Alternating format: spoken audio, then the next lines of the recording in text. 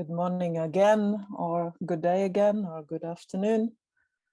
I think we're just going to start. I see that there are still some people missing according to the list of people who signed up, but I suppose since we only have 2 hours, we should get going and people can drop in as they come online. I'm really glad to see those of you who are here, even though I don't see you. I see a few familiar names, at least. So welcome to all of you for this workshop. I must admit, frankly, that I struggled a bit with how to put up a workshop on manuscripts in a fully online format. Since we are not sitting together, we cannot in any way sort of connect with each other or with the manuscripts that we are working with. So I hope we can anyway learn a bit from this session, and I really look forward also to your input and interpretation. The topic today is the Islamic manuscript tradition of East Africa, which some of you may be very familiar with, and others come from other backgrounds. Let me try to share my screen a little.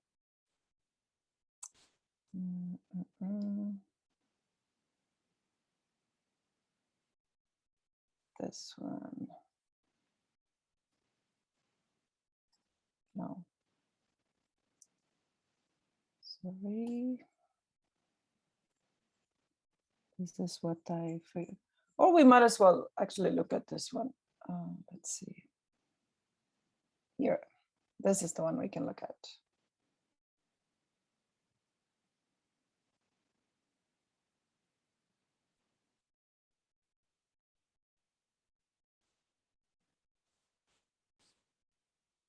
Alrighty.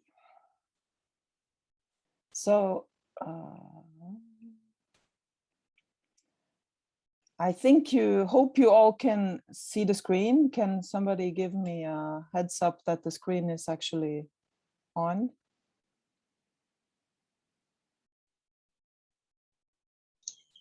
Yes, the screen is visible. Thank you so much. In the handout that I gave you ahead of the workshop, I basically raised 4 different questions. And for those of you who attended the talk I had on Sunday, you might have noticed that I'm quite hung up on the manuscript to print transition.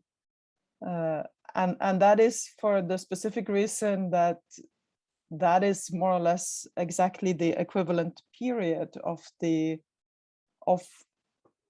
known manuscript corpus in East Africa, with some outliers, as I mentioned. But if we look at the period approximately, let's say 1860, 70 up to 1940, 50, this is the period when we see a lot of titles circulating in both formats. So I'm really interested in it myself, and there is quite, as I also mentioned in the talk, there is quite a rich corpus of 20th century manuscripts that are interesting to look at. We saw something similar in the presentation in the panel yesterday by the 2 professors who did the EAP project in Senegal and Mali, where they also showed how poetry and recitals were repeated in manuscript form well into the 1970s. So that was basically the first question I wanted us to think about a bit in this workshop. and I showed you one specific example, which is a manuscript of prayer known as the Dua Asaba, which deals with the invocation of the jinn. Second question is more on the manuscript as sources of social and intellectual history, and this is because I am an historian, as I said on Sunday. I tend to address these manuscripts with the questions of a historian. What can it tell us about society, about human agency, about developments both in terms of literacy, maybe book production, but also religious and intellectual development. Then I raised also a third question, and well, for the first two questions, I have actually tried to offer some interpretations myself, and other historians have done so too. So I put the titles there in a reading list. But for the two last questions, this is beyond my expertise, and also there hasn't been that much done on the textual and visual styles in East Africa, with some few exceptions, notably Zulfikar Hirji, who wrote about 3 Qurans, and some individual studies. So I hope we also can have time to discuss that, and really look forward to your input as well. And the last but not least, this has more to do with both language development, Arabic as a taught or instructed language, the interchanges between Arabic and Swahili or Ajami, linguistic shifts, and also the incorporation of textual elements like allusions. That this could presumably also go in a two-way direction. And again, I have to emphasize that this is way beyond my own expertise, and all the more reason to hear also your input. I was thinking I should go through just the material that I made available. Let me share screen again.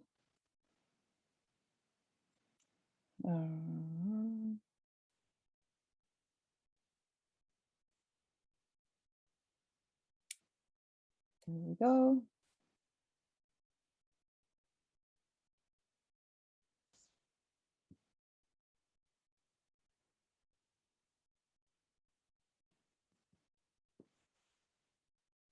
Sorry, I figured that this would take some time. Let's see.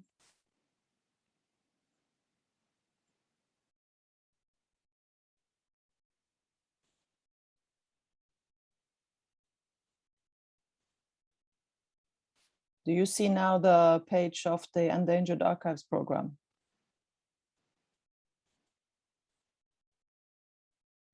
So I was sharing with you 2 digital collections that are now online. The one is the EAP 1114, which you can find on the Endangered Archives website, and the other one is the EAP 466, which is on the same website. The EAP 466 concerns the Riyadh Mosque collection in Lamu, whereas the EAP 1114 concerns the so-called Malam Idris collection in Zanzibar. I also mentioned on Sunday that they are extremely different. The Riyadh one is mainly manuscript. It is very much the result of a taught curriculum in one mosque in one location from about 1900 or 1890s and onwards. Whereas the Malam Idris collection is the collection of one person who collected it over a lifetime, and it contains both manuscript and print.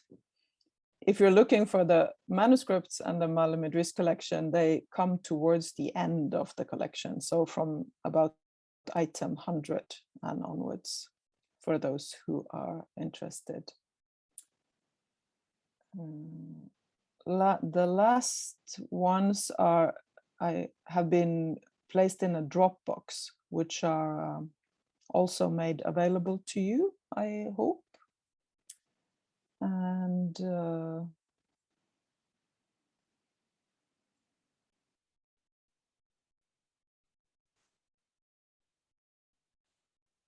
you see now a copy of the Quran from Zanzibar National Archives? No, you don't. I will stop this one and go to this one.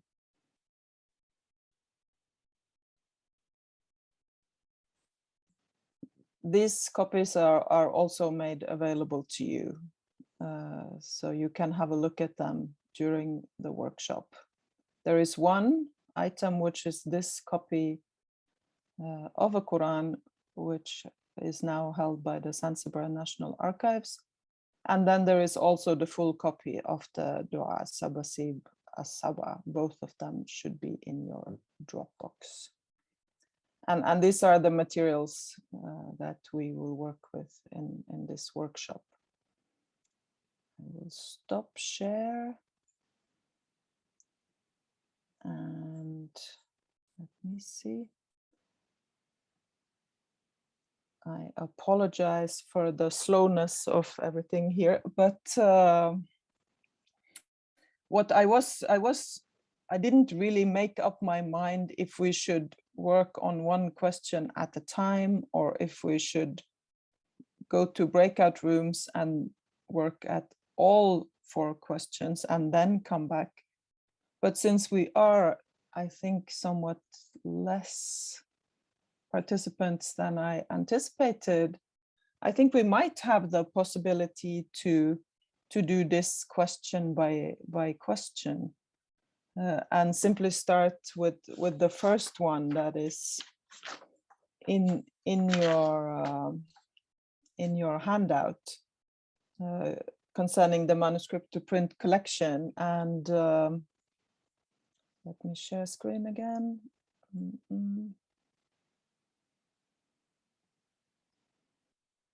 And then the items that I singled out from the online collections are these 3. But of course, you are not bound by these exact 3. You can look through the whole collection and all the collections if you like, and if we get the time.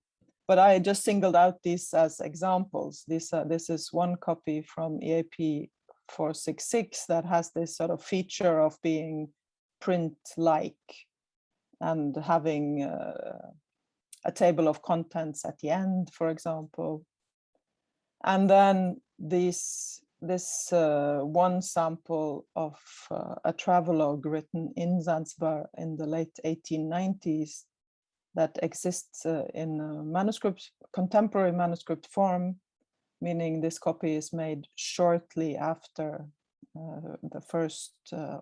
it was first authored, and then printed in the 1930s. So we notice there is a certain lag. There's a lag of 30 years between the authoring of the text and its print. In other cases, we see similar and corresponding texts going more or less directly to print, which indicate, of course, that access to print, in this case, Halabi workshop, Halabi publishers in Egypt, but it could also be others. So I just raised the question quite simply: when do you think the manuscript to print transition period is? Can we make any distinction at the back end, so to speak, and not least at the modern end? And if so, why? These are some questions that I have discussed with relation to the East African material, and others have, of course, discussed much more extensively with reference to, let's say, Egypt, but also West Africa, whom I see there are some experts here. So I wonder if we should just do this in a way that we go to the breakout rooms. We have 4 questions. So if we spend about between 15 and 20 minutes in the breakout rooms, and then come back and just go over the material, and then go to the second question, breakout rooms, third question, breakout rooms, and fourth, and then come back. We should be able to get through it, and then we also get some time together in between and don't spend all our time in breakout rooms. Would that sound okay?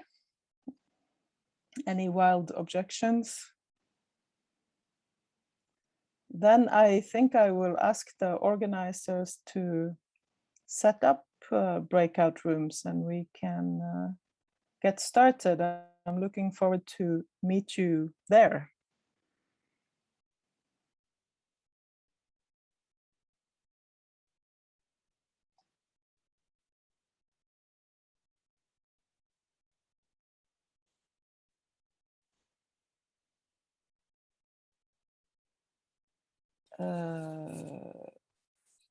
Perhaps we should move to question number 3, because that is where I think the combined expertise of this gathering is the best. Let me find the PowerPoint again. Yeah. This is the question that I have been puzzling over myself. For those of you who work in West Africa and in Egypt, there is always the query over both the textual style, but also visual styles, how they, if we can even speak about such a thing. The reason I'm showing this particular manuscript, it's simply because I think it's really nice. and when I say that, it shows my ignorance in many ways of, for example, the production of color, of ink, but it also shows very much the shortcomings of the digital format, that we are really not, this isn't really very helpful. But I wonder if some of you have had a look at some of the collections and found this to be in any way something that we could start thinking about a particular East African style, or if it's very much bound up with the Hadrami Yemeni style, which is where much of the tradition comes from. I can share, or maybe I can rather ask you to take a look also at the sample of the Quran from the Zanzibar National Archives. Did this leave you with any thoughts on the style and presentation, both of the script and of the illuminations? Please, I leave the floor open for anyone.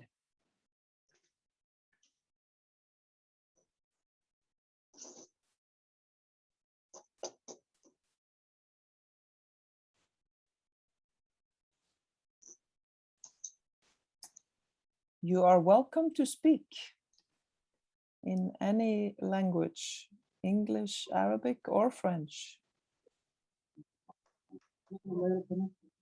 Catherine,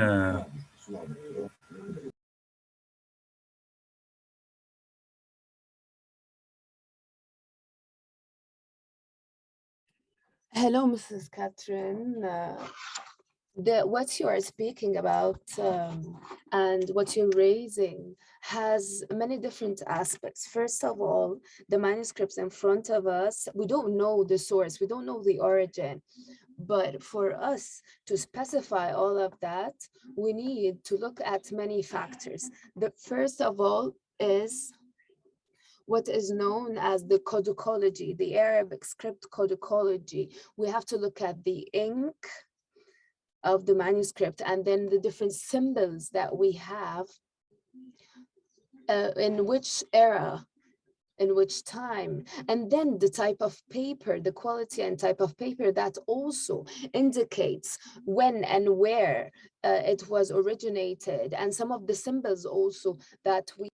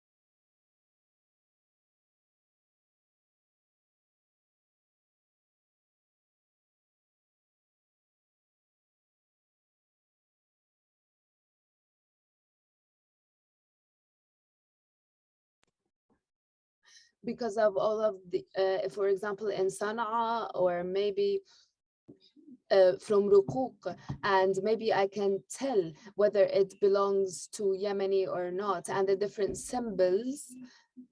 We need to have a look at these symbols and we know where they belong. And there are many identification points that we can look at, so we can find the context, the script itself, the khat, and then the type of paper and the symbols or zakhrafa that is on the paper. Afterwards, something else that is very important also, which has to do with the manuscript as something materialistic, the binding, how it is binded together. Sometimes it was there was binding, like 2 points of binding or more, and here we cannot see the whole binding or the whole manuscript as a whole.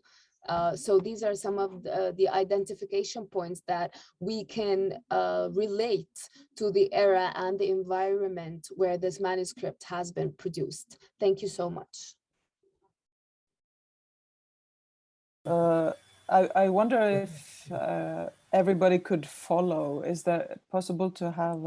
Did everybody have a interpretation?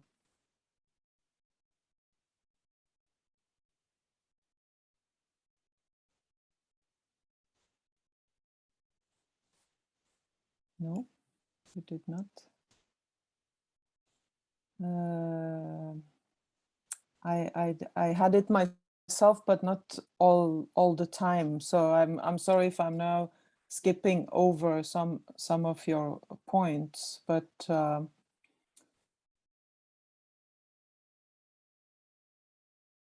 yeah, maybe just a brief summary.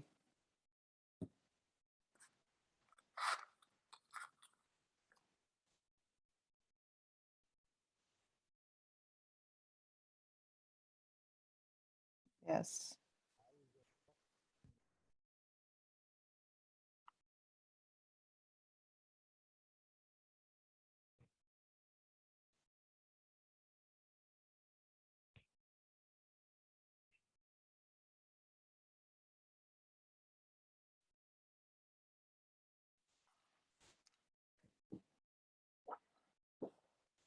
Yeah. No, I think that's absolutely right. It is very difficult to pinpoint, to say this is clearly copied in East Africa by an East African hand or something. And I think also if we started looking at pigments or color pigments, we might come a bit further. I wonder if anybody else have an opinion on this material.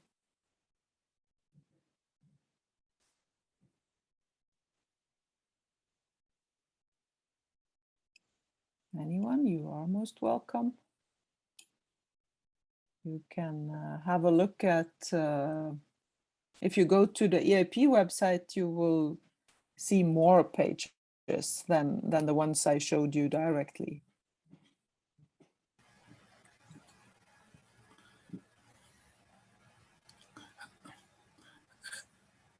هل يمكن عرض المخطوطة مرة أخرى؟ يعني هي can we please display it again? Actually, it's not on the screen and we cannot see it. Can we see it in full screen, please? I will share it. Yeah.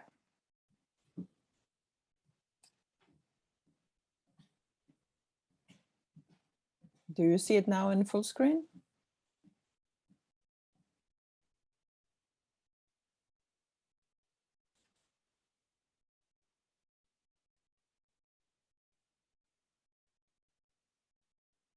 Is it now on your screen as well?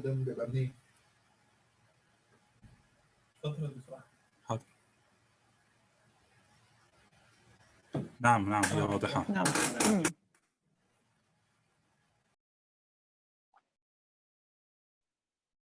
This is just one example, and it's one chosen very randomly by me, simply on the fact that I think it looks nice.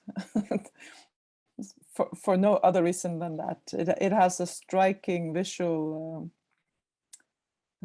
front, and you can see also the usage of different color pigmentations. I have no further information about it whatsoever. It has not been subjected to any analysis, neither on the writing style, nor on pigments or ink or paper or binding or anything.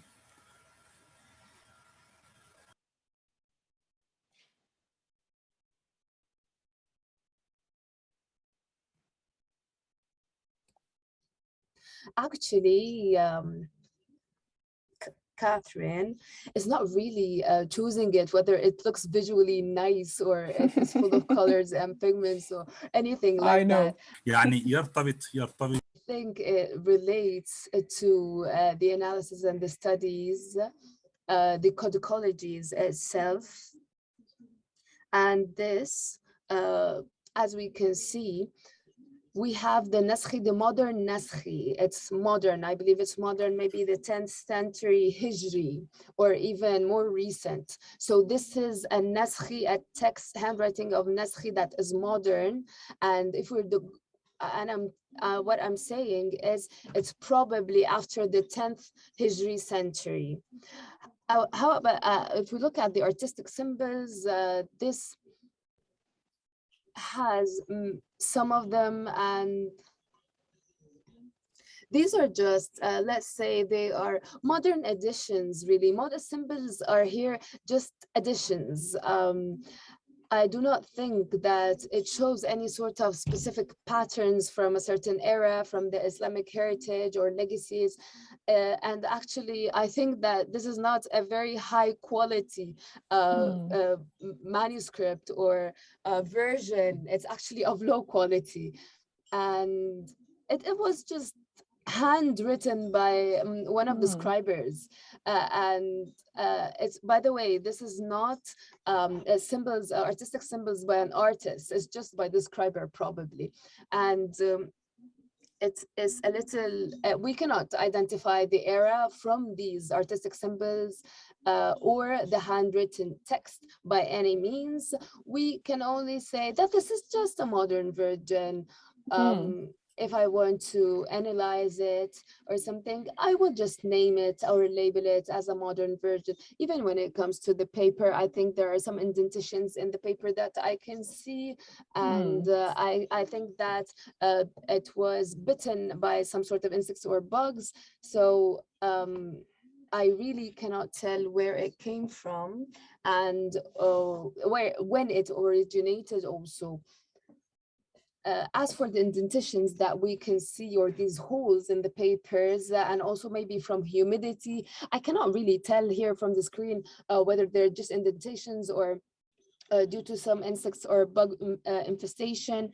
However, all I can say that this has been written recently in our modern times somehow, and it has been subject to the environment and the atmosphere around it from humidity probably. This is what I can identify from the picture that I see in front of me. Thank you very much for this analysis. I appreciate the fact, I mean, definitely it's modern. There is no doubt about it. It is probably late 19th century or even early 20th, is my guess. I like the comment that this was done by the scribe and not by a separately hired artist. I think that also characterizes many of the manuscripts in the East African collections, with the exception of Quranic copies, which would have a much higher quality, clearly done by a separate artist. We might have a look if I can get it. Let's see, the EMG.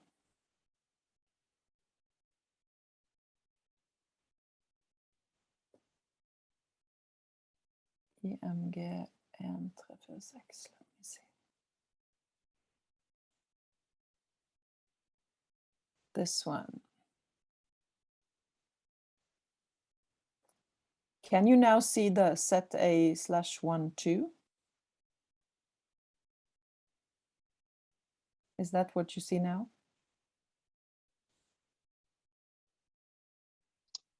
Yes, it's visible.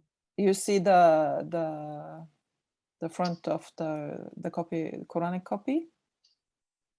I've just seen the cover, and you've moved on to what appears to be an illuminated, decorated page. Exactly, yes.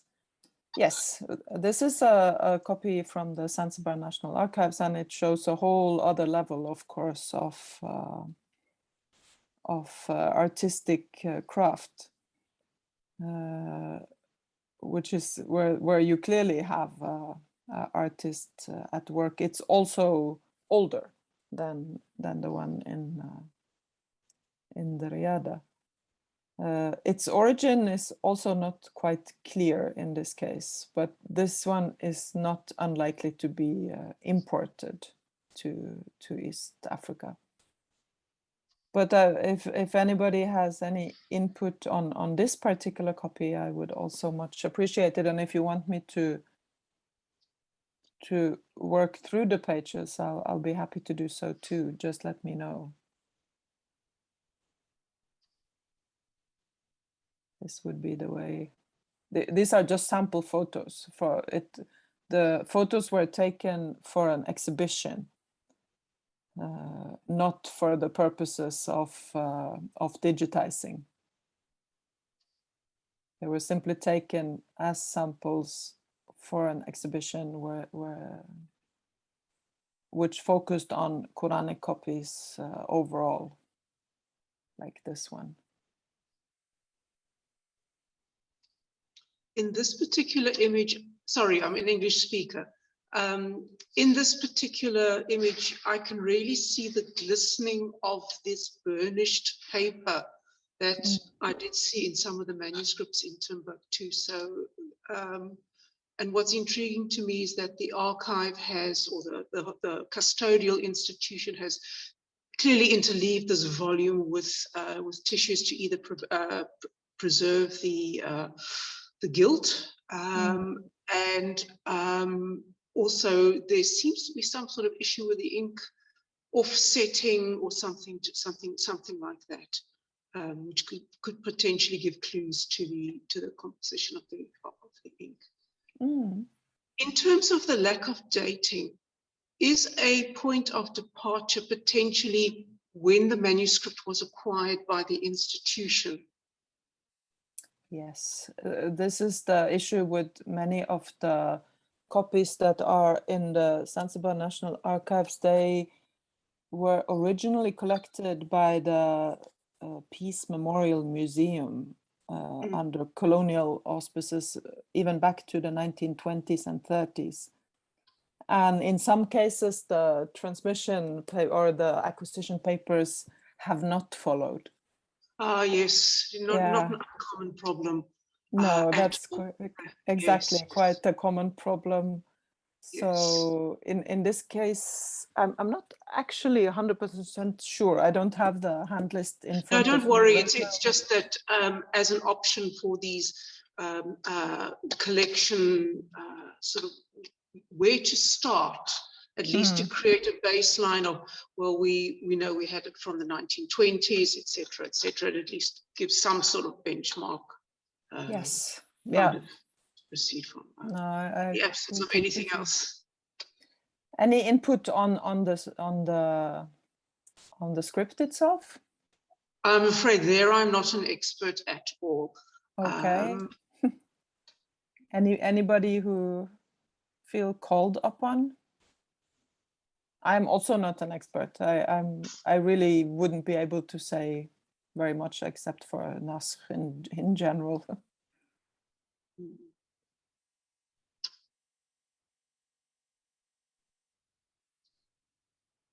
Anyone in the room?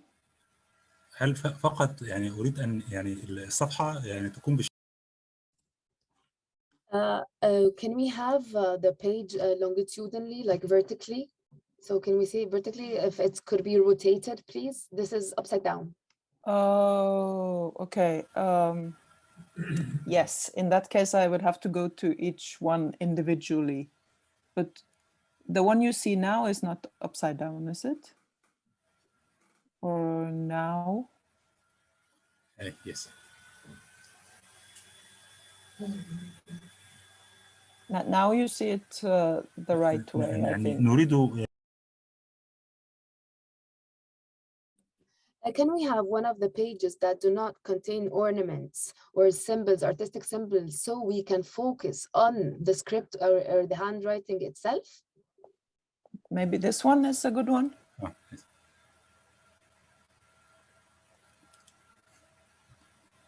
بس تمام. Yes, yes.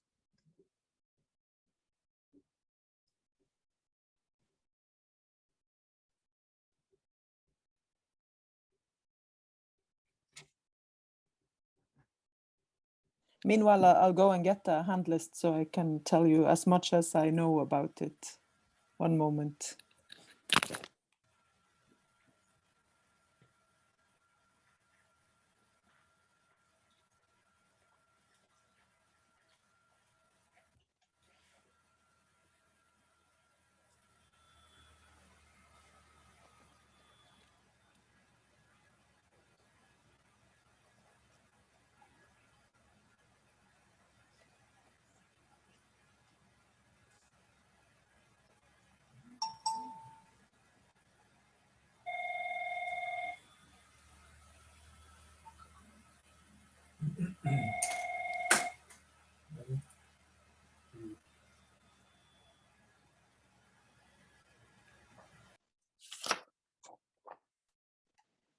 Excuse me for 1 second. I'm just going to shift the image briefly.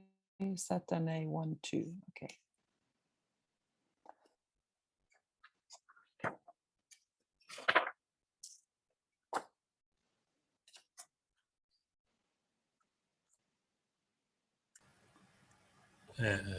كاترين ممكن Can I comment on the handwriting or the script that I see in front of me, please? Yes, please. بس هو الخط الذي كتبت به هذه Here, after I had a look, Actually, I think that this version is again naskhi text or script. But I think that is inspired by others. For example, like Moroccan, Maghribi. When I say Moroccan, I say Maghribi, only Maghribi. If we look at فَجَعَلْنَاهَا نَكَّالًا, if we look at the kef, the letter kef, this is Moroccan and not Kufi. And there is this inspiration between the Naskh and the Maghribi or the Moroccan that's probably at the very end of the era of the Naskh.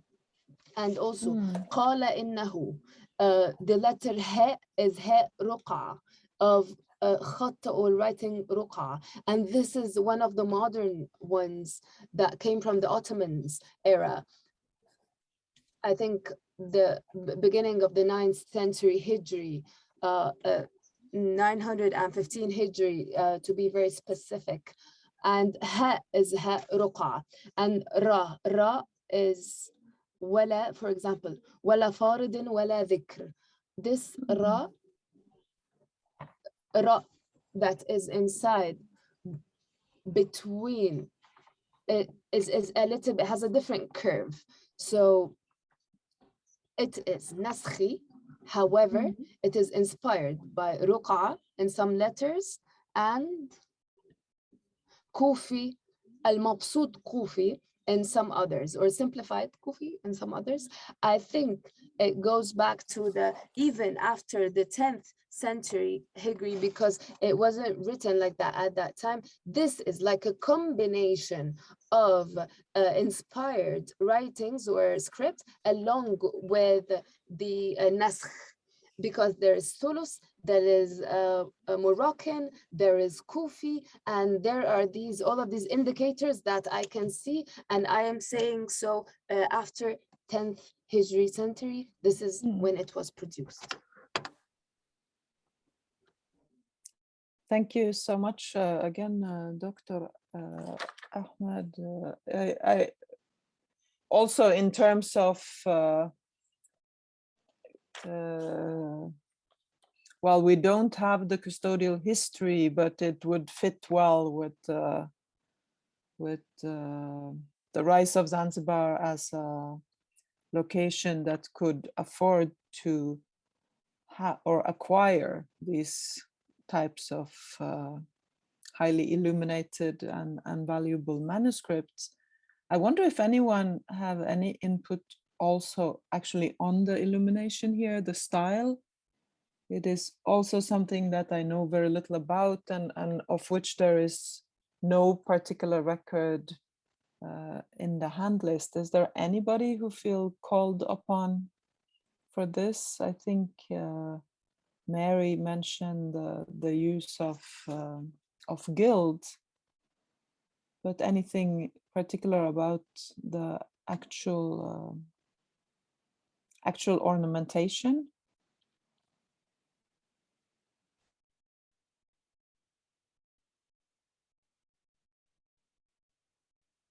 Anyone? Meanwhile, I'm trying to find the reference from the hand list, but it is not particularly informative in this case. Any other comments? No? And I will, for the time being, stop share this one and draw your attention to another little manuscript, which is, to me, an intriguing one, and I know some of you may have heard me speaking about it before, but this is a manuscript from approximately the 1930s. And the inference is because it here says Zanzibar Protectorate Education Department, which was only founded in the late 90s, or only came to have that name in the late 1920s, hence the dating of this manuscript to the 1930s. But I'm not really sure. if we go to the next page here. I'm sorry, the image is not very big, but again, I'm wondering, my interpretation of this is that it is a very sort of school teacher handwriting, if you like. I'm not sure if it shows up on this particular page, but there are also sometimes orthographic errors that have been corrected and so on, which led me to the interpretation that it was written either for usage, it is a set of spells and incantations, or it was simply written down for memorizing, or the third option is, of course, that it was written, that it was curated, that it was written down for some purposes of more heritage purposes, or to have a recording of the particular spell or incantation.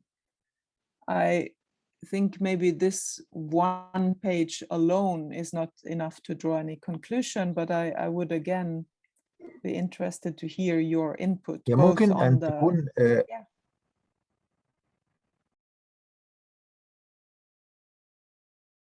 Go ahead, please.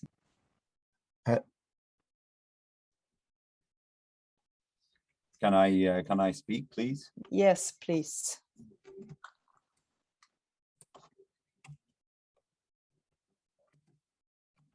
So I think that this is like some praises, and it is this is what I think, that this is something that they have to enchant every day. And let's say for people, they read part every day. So they say, in the name of the God, the merciful, the compassionate, and then they start. We believe that these are some of the prayers or the praises that is written by one of the sheikhs, and they read it every day. And this is sometimes some of the sheikhs and some of the professors, they have some of the praises that they will read every single day. This depends on what it is. I don't think it is educational, that much of an education, because it doesn't have any kind of explanation for something, and it doesn't give a direction for anything. I think these are just dua or praises. So I think that this is this is maybe a Sufi religious praises, and this is read in some particular days, and this is very contemporary, and this is because of the numbering of it, and the way it is written, and the way it is the way the movement of the letters are. I believe it is 1200 Hijri. I mean, it's like 19th century AD.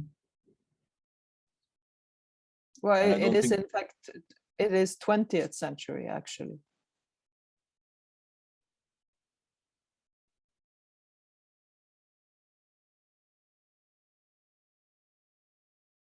Sorry, I haven't seen the the dating up there for it, but this was my anticipation.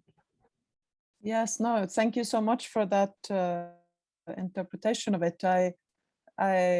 The reason I'm showing it is that yes.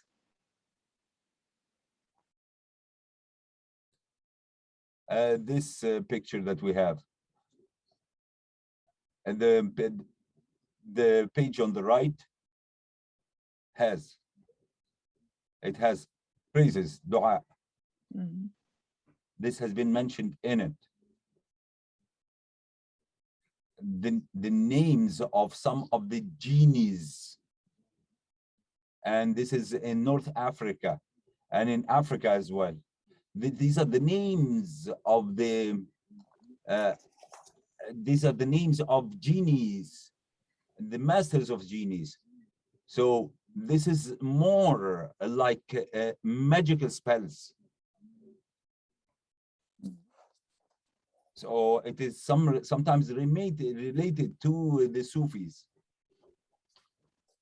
and it is very clear on the right. And then the one on the left, it is different. It is beginning of name of the god, and we can say this is so this is actually used as a spell, and they praise the god with what is not against to the Islamic religion. They are also calling upon some of the genies, and sometimes they put it in the form of a folded paper and they hang it to the necks of the kids to protect them as a kind of protection from bad omens or bad medical spells. So in case someone would like to play magic on this person, so then this would defend the person by wearing it. So this is like a protective spell. So this is very well known. Thank you very much for that input. I very much agree. I mean, I published an article about this particular item exactly for the reason that I found this very careful noting down of the whole Dua as-Saba Sibal Saba, which is a long dua, which is exactly to call upon the jinn for particular purposes or for protective purposes. And I found it so interesting to see it written out so carefully and in such detail on such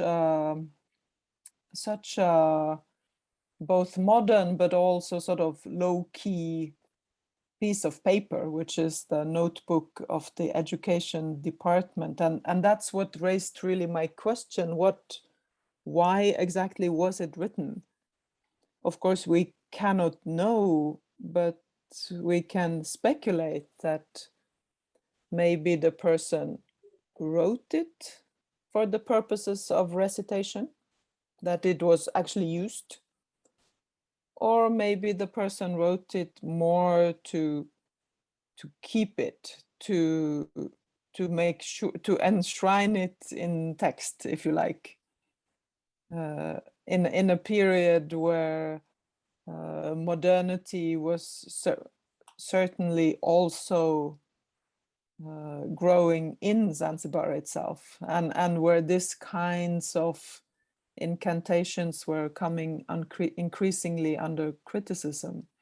I know it's impossible to draw conclusions from the writing itself, but even so, I'm interested in the sort of careful noting of this in a notebook like this. I wonder if any of you have any input regarding the style here.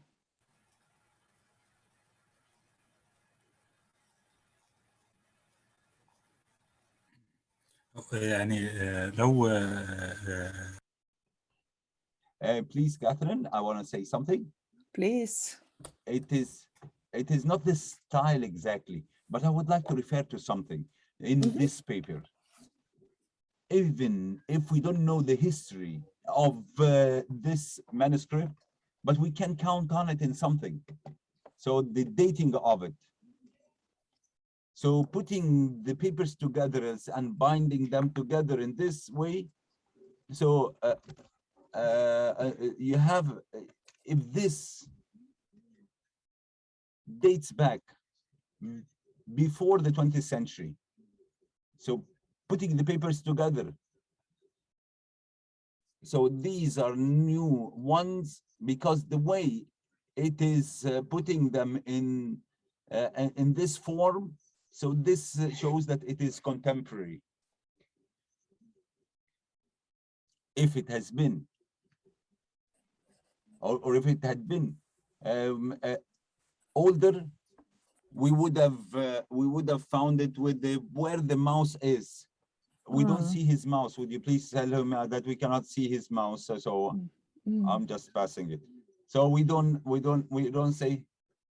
So we can see that this is this dates back to 1930, and we know that it is contemporary or a very modern one.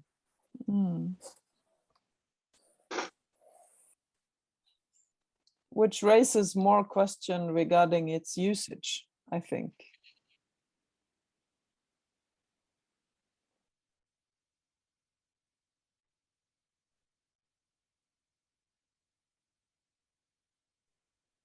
One interpretation is, of course, that this is written down by a practitioner who are leading exactly these types of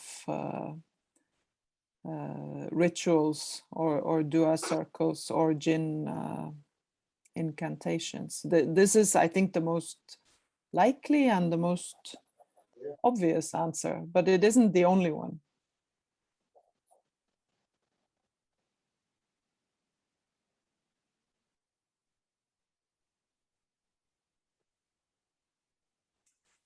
Maybe we move on to a last one before our time is up. Let me stop the screen share and go back to the PowerPoint.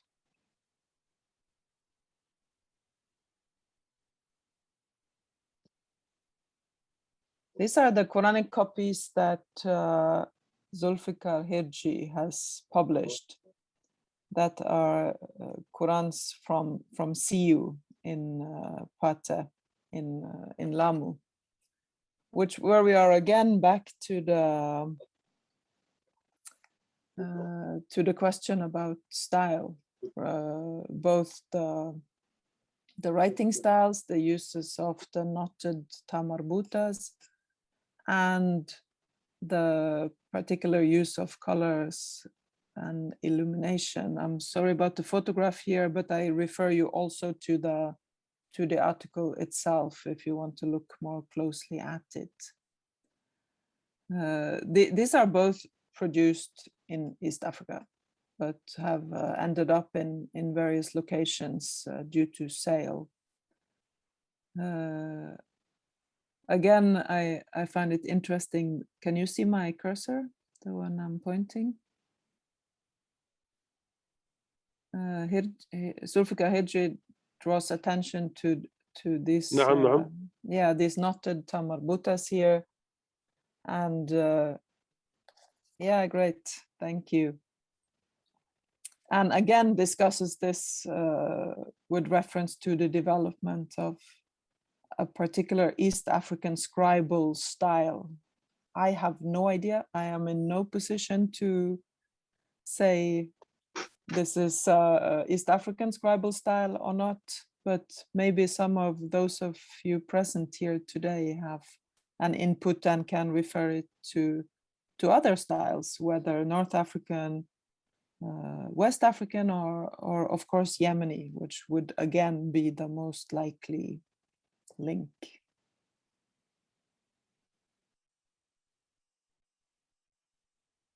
All input is good input.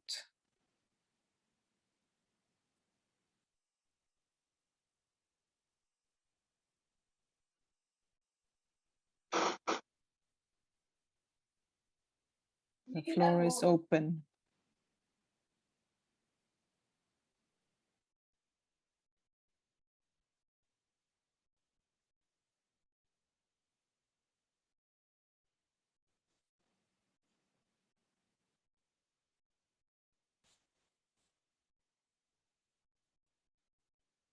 Anyone here who have an opinion, an observation, a comment?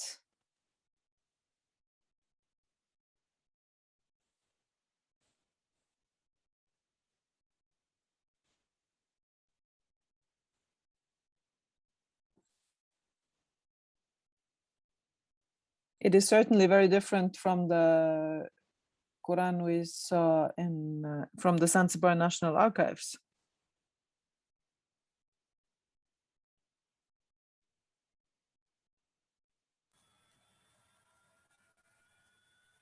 يعني هذه ليست قرآن، يعني الإشارة هذه ليست. Really? This is not Quran. Oh. But it is a kind of praise as well, or dua. Yes, it is the one on the right is a supplication section that is given alongside the Quran.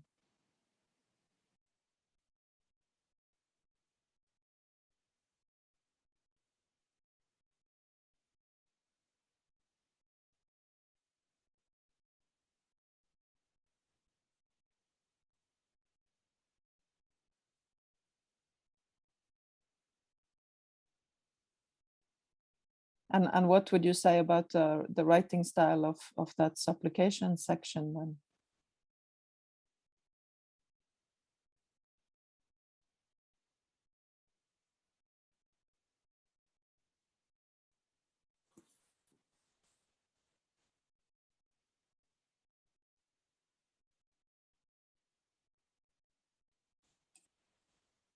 Anyone?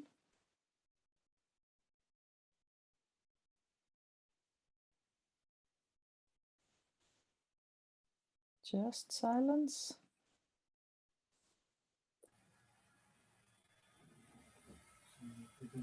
هو مجرد دعاء. هذا It is just a praise. On the left, I can see the Surah of Yasin. So is it repeating in every surah or every verse of Quran in this Quran version? And the second thing, من خلالها نحن نحدد أشياء. From it, we can actually define we cannot decide upon a lot of things. We can decide the date of the naskh, or day of the copy, dating of the copy.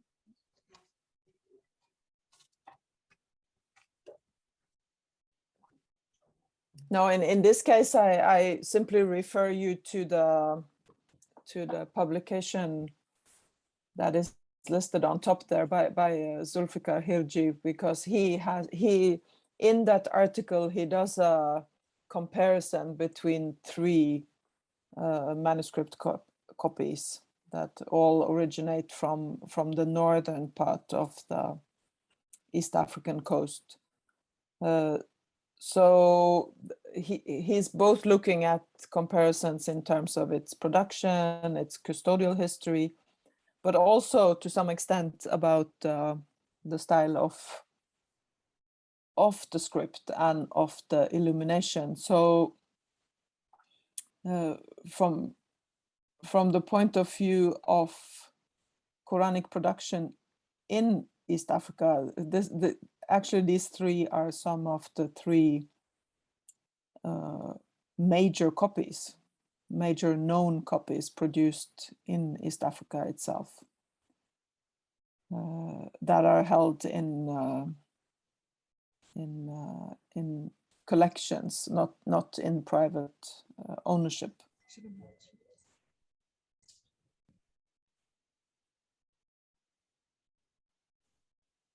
Like I said, I am in absolutely no position myself to. Bonjour.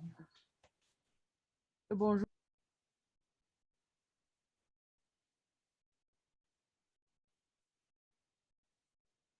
Thank you very much for this presentation and for all the information. I would like to ask you something. You haven't spoken about the preservation of the manuscripts. So this was for the first one. We talked about at the beginning about the ornamentation of it and decoration and the style of writing. but we didn't talk about the preservation of it. How can we preserve a manuscript like this, and the kind of paper that is used, and also the kind of papers that are used during this century as well?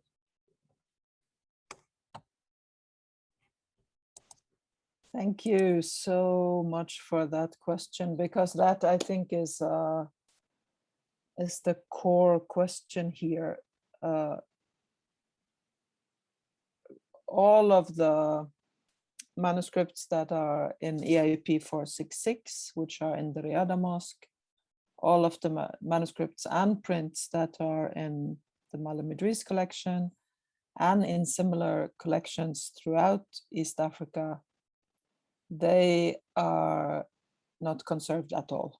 They are simply kept in the teaching facilities of the mosque, which makes them secure to a certain level, but of course makes them also very open to environmental degradation, which is the main problem in a very humid environment. Maybe I should, if I can improvise a bit here and find another presentation, I can show you some cases of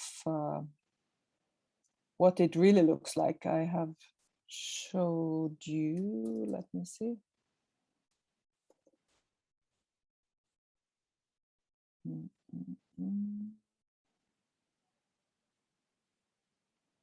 Whereas the ones that are in, let's say, in the Zanzibar National Archives, you already commented on how it's being shielded with tissue paper between the pages, and it is also kept in more stable environmental conditions, which of course helps a lot.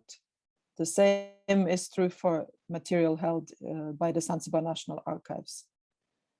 The material that is really endangered is, for example, the Arabic and Ajami language material that is today in northern Mozambique, due to the ongoing conflict both within and beyond mosques and teaching institutions, which is really highly problematic.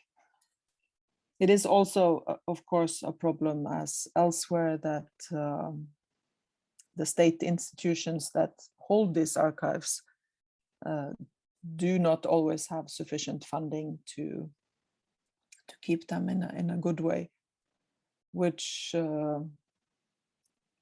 yes, there are projects running. There are projects running all the time in Zanzibar, especially the Sultanate of Oman has been very active in doing conservation programs and digitizing programs.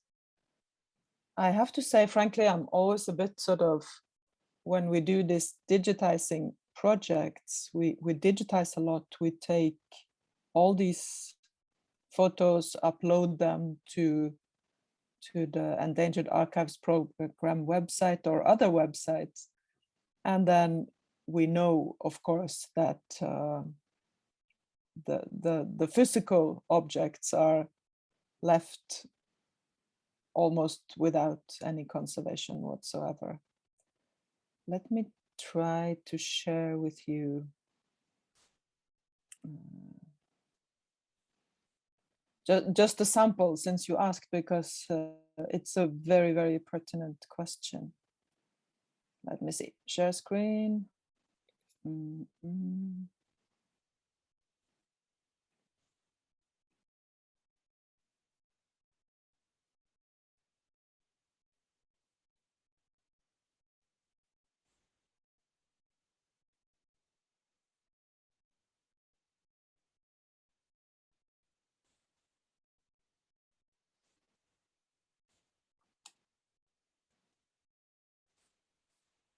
Just gonna find the right image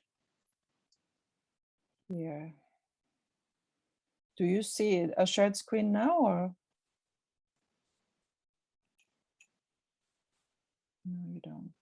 Let me see. Share screen. Non, This pas- one. Non, mais maintenant ça marche, oui. You see this? Oui. Oui, c'est comme, this is the state of affairs. We did try to digitize as much as we could, but many of the manuscripts were in this state, meaning that you either could not open them or it is impossible or you would damage them if you do a full digitizing. You would damage them even further. And this, I think, is the main problem. And there is no particular project or funding, neither in the teaching institutions themselves, nor in the mosques themselves, nor with the custodians themselves to conduct conservation. In the case of Kenya, the Kenya National Archive, the National Museums of Kenya has run several awareness programs and also competence programs to conduct on-site conservation in the simplest form, to build boxes and provide cupboards that can actually be closed just to save from dust. In some cases also new shelves, because the wooden shelves are the main sources of the little bugs that infect these manuscripts. I believe this is, or I know that this is an experience that many who work with manuscripts basically all over the world deal with. And since you raised the question, I would be very happy and glad to have a discussion here about what would be the best ways to proceed. I know that some of you have experiences from Timbuktu and or West Africa and the large-scale programs there. The problem in East Africa is almost the opposite, that it's hard to raise money because it's small. It is simply not big enough to attract sort of large-scale interest or funding. Because Riyadh, you are talking about 145 manuscripts, and the Zanzibar National Archives maybe 180. So you're all the time on that level, meaning that it's quite difficult to attract the sort of large-scale funding programs, simply because the scale is small. The only way I could think of is to create a more sort of regional program, and I know that the Endangered Archives program is nowadays trying to set up these regional hubs in Africa, one east and one west. I don't know exactly how it will end out, but that could be a sort of step in the right direction. So please, all your comments and opinions are here very welcome. Hi, English speaker here. Yeah. I definitely think that your idea of regional hubs of competencies, or what we refer to in South Africa as centers of excellence, that could then take on the work of working with the smaller, more localized institutions and collections. And obviously, there's going to be quite a need for outreach and managing the personal and social aspects of that, and building trust with regards to the care of manuscripts that would need to probably be, at least for a while, surrendered to a facility where more intense work could be. But certainly there is, being a sort of a tropical, semi-tropical area with the insect activity that they have, this kind of insect depredation will absolutely be an issue going forward, and definitely something does need to be done. Yeah, yes. Absolutely. Yeah. Thank you. I appreciate that very much, and I know that you have a lot of experience from. Yes, I'm up for helping out in any way. Yes, and of course the Timbuktu projects were so different in the sense that they were on a whole different scale. Yes, that was very much a government to government relationship, and then we worked through the local government institution, the Ahmed Baba Center, but there was very early on a recognition of the need to reach out to the community and the private libraries. So we had a session on basic care that sort of took people through the ideas of the surface cleaning, the protective enclosures, all of that kind of thing. And we were looking at expanding that in the next sort of iteration of the project. However, the big coup in Mali sort of knocked that sideways. Yeah, so there's absolutely, definitely scope for that kind of work and that kind of relationship. No, I agree with that, and I think it is. We had a workshop in Zanzibar back in 2019 where we had both the Zanzibari authorities and also the National Museum of Kenya. This is also across nation states, right? Which complicates the matter further, Yes. that you have national institutions with their own agendas and their own Absolutely. Yeah, their own programs, their own funding patterns, and so on, and also their own donor systems. So, which makes it even more complicated.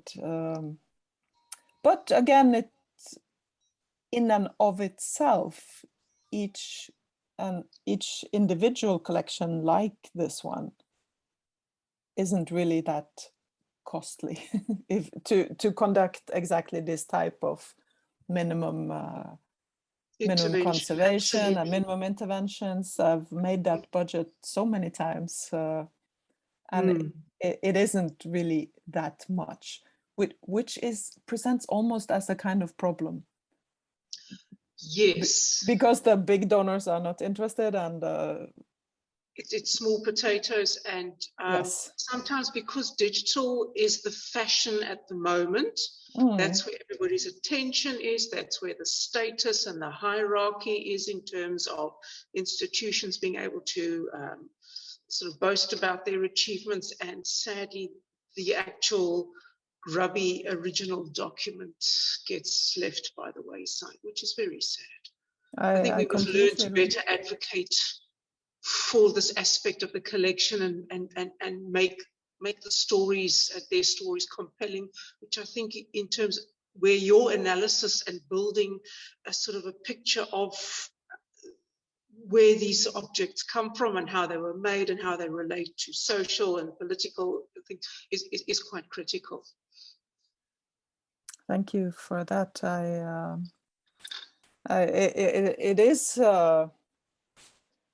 It is a complicated picture in many senses. I mean, in many ways, I very much agree that digital is the way, because it is extremely democratic. It makes a set of heritage readily available to anyone with a smartphone, and I know that it is being used very much exactly in that way. But that doesn't help very much for the physical objects that are left in this state, as you see here. No, for sure. Is there any other input? I'm really glad to have this conversation, actually.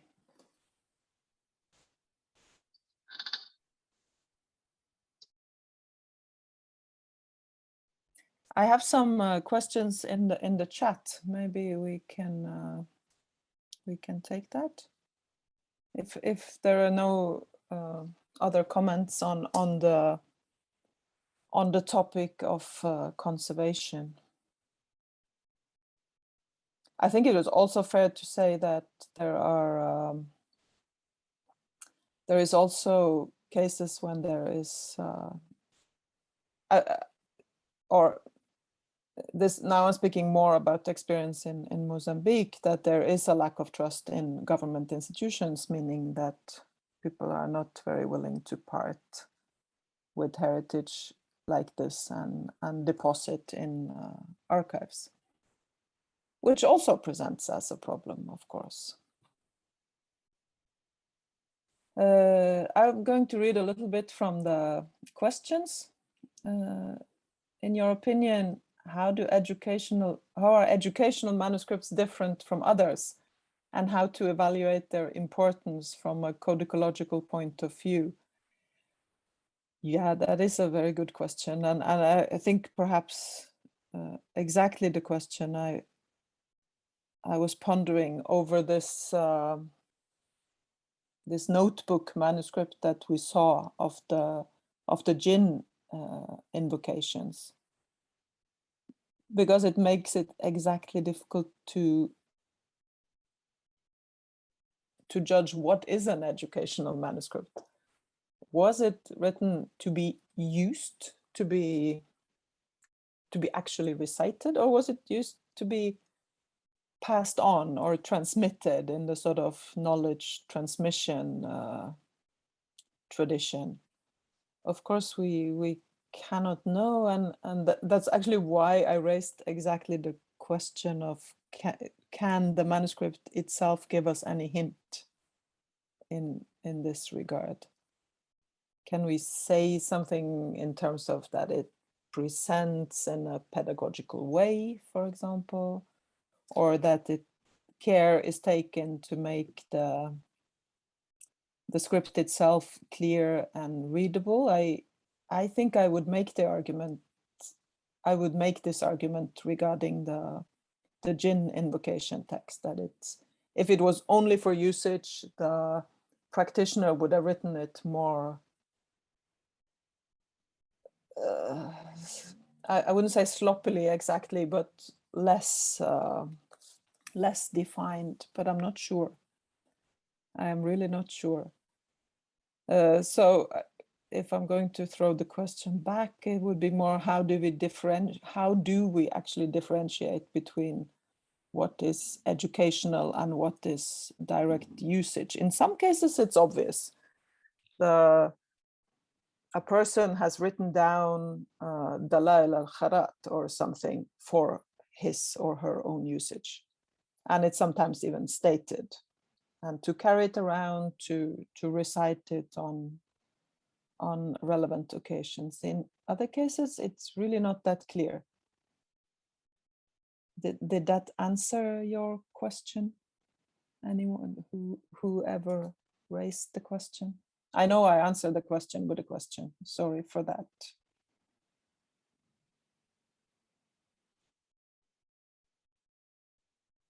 Did it answer your question? I hope so. If not, please repeat it if it didn't. Regarding articles and books on manuscripts as sources of social history, yeah, good question.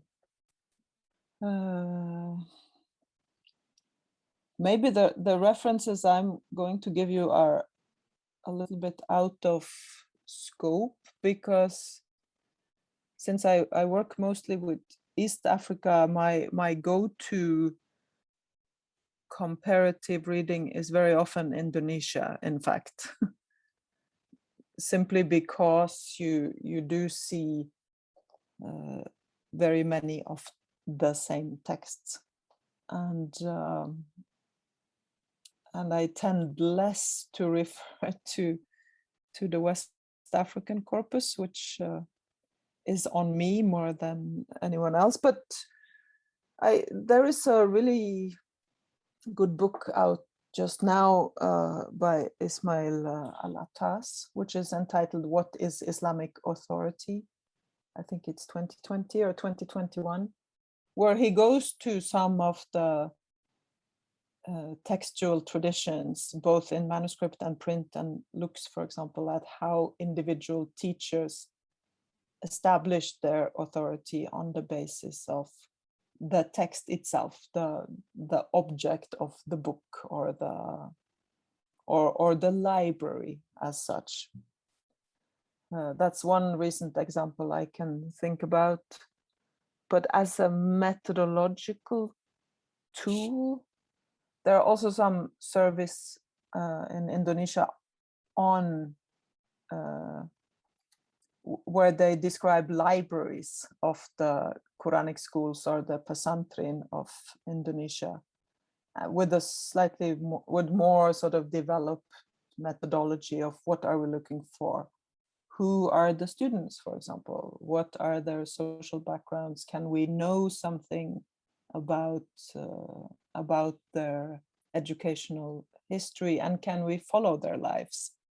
How did the qualification from a Quranic school take the person further, perhaps also into secular education systems later on? So perhaps my answer is not particularly useful for the Islamic Manuscripts in Africa conference. References to Indonesia, first and foremost. I know there's also studies on this from Egypt. Maybe I would, if you are keen to read further, I would also refer you to the works by Catherine Jaouen, I'm not.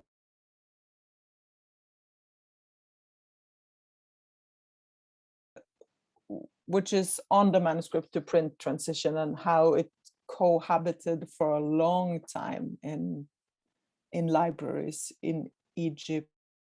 Again, the sort of social aspects of this, how librarians worked with it, how readers assessed it, and who these readers were, and how, of course, also how this impacted of the transition into modernism and so on.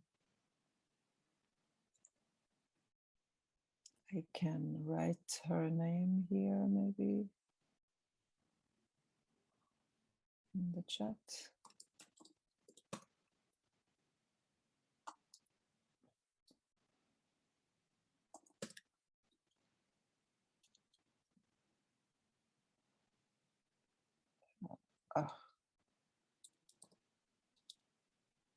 There we go.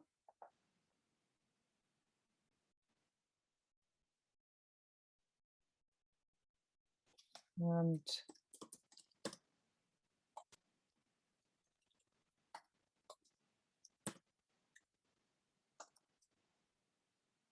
these are both 2020 books, so they are very recent.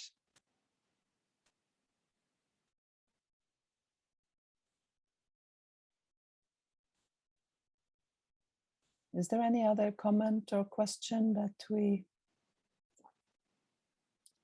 can raise before we leave each other for today? I'm really sorry we didn't meet in person.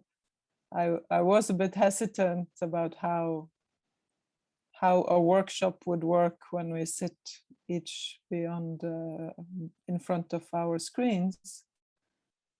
But I hope at least we have been able to work through.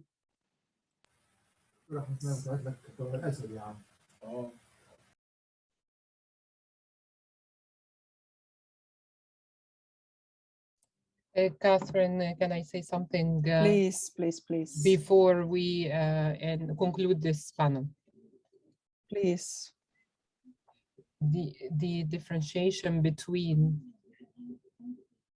the educational manuscript and non-educational manuscripts. This has to do with looking at the copying patterns in Arabic tradition.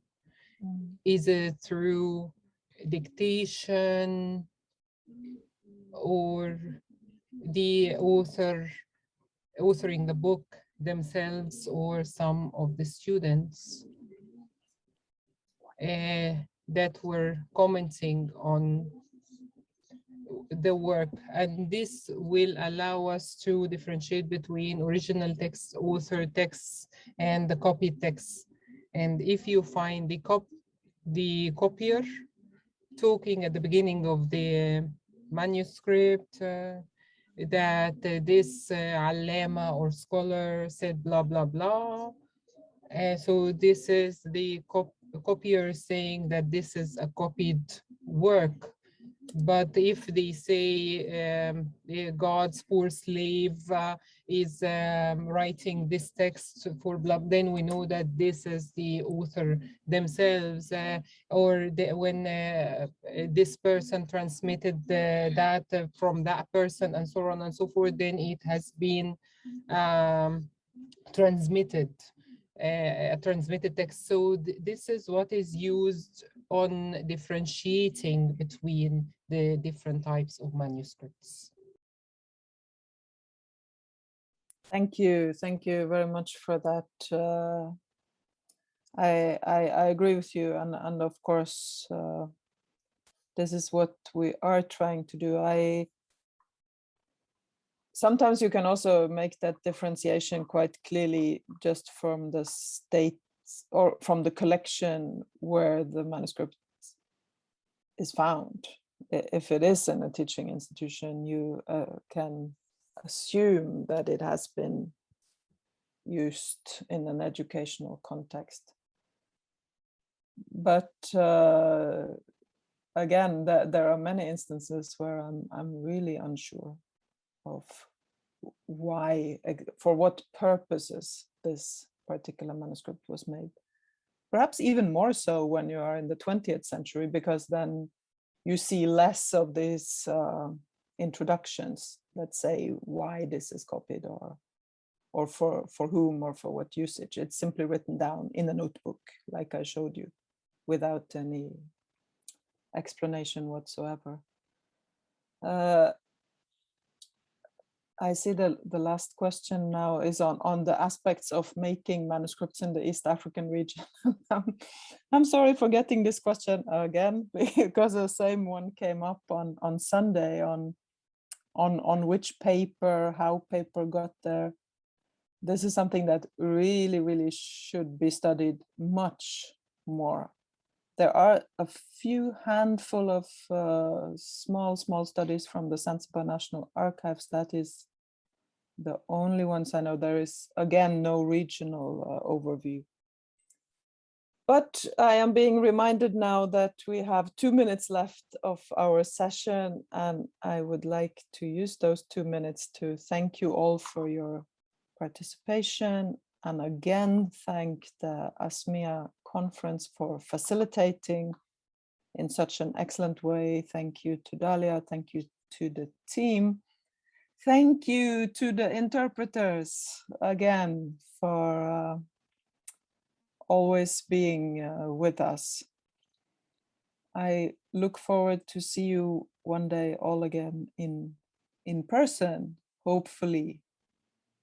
Thank you so much.